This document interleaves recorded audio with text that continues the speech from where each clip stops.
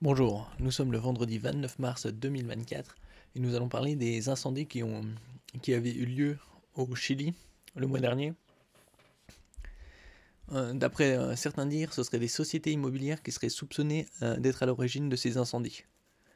Comme c'est curieux, ça fait penser aussi aux incendies qui ont eu lieu sur une des îles d'Hawaï où tout avait cramé à part les maisons des millionnaires, hein, comme de par hasard. Les incendies ont encore fait rage ces derniers mois dans le centre du Chili, puisque le Chili se trouve dans l'hémisphère sud. Là-bas, le mois dernier, c'était quand c'est l'hiver chez nous, c'est l'été chez eux. La population excédée y voit la main des entreprises de l'immobilier qui profiteraient de ces feux de forêt pour récupérer les terrains libérés. Et sûrement à moindre frais. Plus de 130 morts et 6000 maisons incendiées. C'est le bilan des incendies qui ont dévasté début février les alentours de Valparaíso, dans le centre du Chili. Si une canicule a rendu leur propagation fulgurante, la faiblesse des mesures de prévention a également été dénoncée. C'est pour y remédier que le gouvernement de gauche de Gabriel Boric a accéléré l'examen de son projet de loi contre les incendies, approuvé en urgence le 6 mars par la Chambre des députés. Oui, après ils vont dire « Oh, vous voyez, les feux de forêt, c'est le changement climatique, hein, ça crame tout seul. » Bon, les interventions humaines aident beaucoup, on verra ça par la suite. L'article le plus médiatisé de cette loi, qui interdisait de modifier le statut d'un terrain incendié pendant 30 ans afin d'empêcher de construire dessus, a été rejeté par une chambre où le gouvernement n'a pas la majorité absolue. Il répondait à une inquiétude grandissante au sein de la population, celle de la responsabilité d'un cartel du feu, composé d'entreprises du secteur immobilier, qui s'attaqueraient aux zones naturelles autour des villes pour pouvoir s'emparer de terrains sinistrés. Rien que ça, quoi. Des antécédents de projets immobiliers sur des terres incendiées. Ces soupçons, difficiles à prouver, ressurgissent à chaque incendie dans la région touchée presque tous les ans. Oui. Donc ça profite un petit peu incendie, on met ça sur le dos du réchauffement climatique, la sécheresse et tout, alors que les départs de feu, dans une très grande majorité, sont la cause d'humains. D'autant plus que les incendies de février ont suivi le tracé d'un projet d'autoroute reliant les principales villes du secteur. Même si des cas mineurs peuvent exister, il s'agit d'une théorie farfelue, balaie le député écologiste Félix González, qui rappelle que construire sur des terrains naturels ou destinés à la culture de pin et d'eucalyptus, principale essence cultivée pour l'exportation, la biomasse, n'est pas si simple. Il faut l'accord de la municipalité avec le ministère du Logement et la participation du conseil régional. Cela voudrait dire que toutes ces instances sont corrompues. Hein, on parle de quelques dizaines de personnes. Hein. Et balancer quelques milliers ou une dizaine de milliers d'euros par-ci par-là, c'est rien de farfelu. Hein. L'idée n'est pourtant pas si farfelue que ça, puisque les autorités ont confirmé que les incendies étaient intentionnels. Et si, dans le monde, 85% des incendies sont d'origine humaine, oui, 85%. Hein. Donc en gros, ça fait à peu près 6 septièmes. Hein. Pas loin de 9 sur 10. Cette proportion atteint 99,7% au Chili. Autant dire quasi tous les incendies sont d'origine humaine. 99,7%. Ouais, ça reste que 0,3% pour le naturel. C'est-à-dire que c'est risible. C'est ultra mineur. Jonathan Caviedes, qui travaille sur la prévention des incendies au sein de la CONAF, l'agence de droit privé chargée de la gestion des forêts, a publié en 2018 une thèse dans laquelle il analyse les près de 60 000 incendies ayant eu lieu entre 2006 et 2016. 60 000 incendies en 10 ans. J'ai déjà surpris des personnes en train de déclencher un incendie qui sont parties en courant. Oui, d'un autre côté, 99,7% au Chili, d'origine humaine, les incendies. Après s'être focalisé sur les feux à proximité de zones urbaines, à la suite desquelles une modification du statut de terrain a été enregistrée et des projets immobiliers lancés, il a identifié 4 secteurs. qui concentrent 75% des incendies volontaires dans la région et ont connu une croissance de la superficie urbaine supérieure à la moyenne nationale sur la période. C'est justement juste pure coïncidence, hein. Ça n'a rien à voir.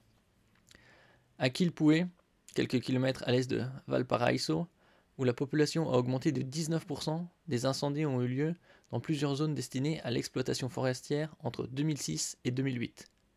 En 2010, des logements ont surgi sur la zone sinistrée. Juste un hasard.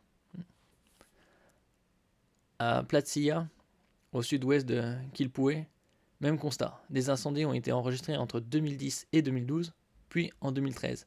Ces mêmes terrains ont fait l'objet de projets immobiliers.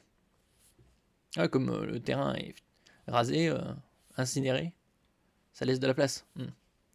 Si la responsabilité directe d'entreprises immobilières n'est pas prouvée, on peut quand même grandement en douter, la question de la planification informelle via l'utilisation d'incendies forestiers doit être prise au sérieux, estime Jonathan Caviedes.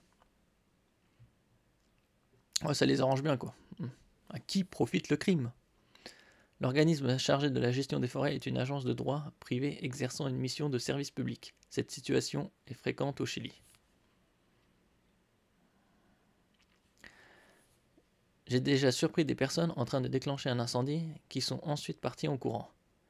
Elles étaient sûrement payées car personne ne fait ça pour le plaisir, assure Stéphanie Soares, membre de l'ONG environnementale Acción Barrial Quilpué, qui a vu à plusieurs reprises des logements poussés sur des sols brûlés. Son association protège 545 hectares de forêts indigènes, dont 240 ont brûlé en février en bordure de la ville.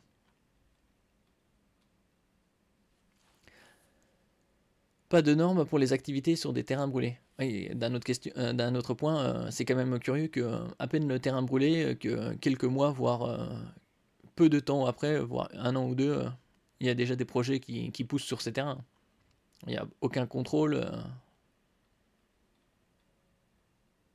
C'est quand même facile pour eux de construire encore. Ils ne laissent pas la nature se restaurer. Donc, oui, à qui profite le crime? De son côté, Pablo Navarro, membre de l'association Reserva Natural Los Espinos de Valla Alemana, voisine de Quilpué, condamne une méthode employée de manière systémique. Il ne s'agit pas seulement du secteur immobilier, mais aussi autoroutier ou encore énergétique. Toute personne dont la nature pose un problème. S'ils ont un projet autoroutier, il faut raser la forêt, il y a un incendie, et c'est fini. Et après, ils mettent ça sur le dos du réchauffement climatique, vous voyez,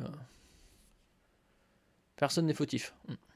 Au Chili, si une entreprise désire construire plus de 300 logements sur un terrain forestier de 7 hectares ou plus, elle doit détailler des mesures de protection environnementale et reboiser une zone de taille équivalente. Il n'existe en revanche pas de normes au sujet des activités réalisées sur des terrains brûlés. Comme de par hasard. La loi n'interdit pas la construction d'autoroutes dans les zones naturelles.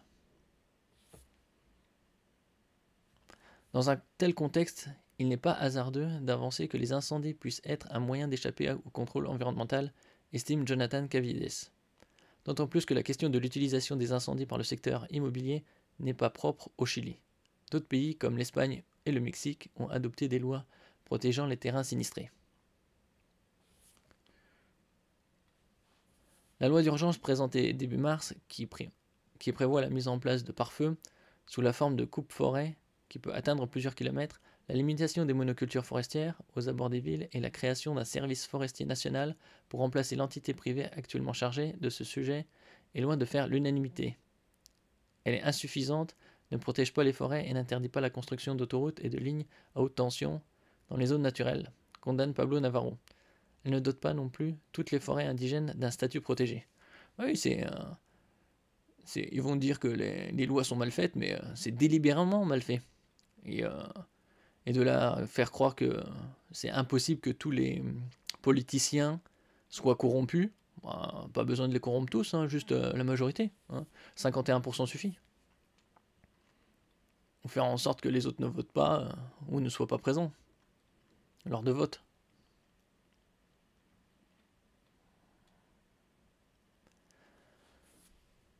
Ça se passe partout pareil.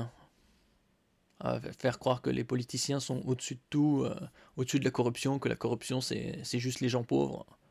C'est toujours cette même rhétorique. Ah non, ça c'est le petit peuple qui fait ça. Nous, l'élite, est au-dessus de tout. C'est surtout des foutaises. Ouais. La saison des incendies n'est pas finie.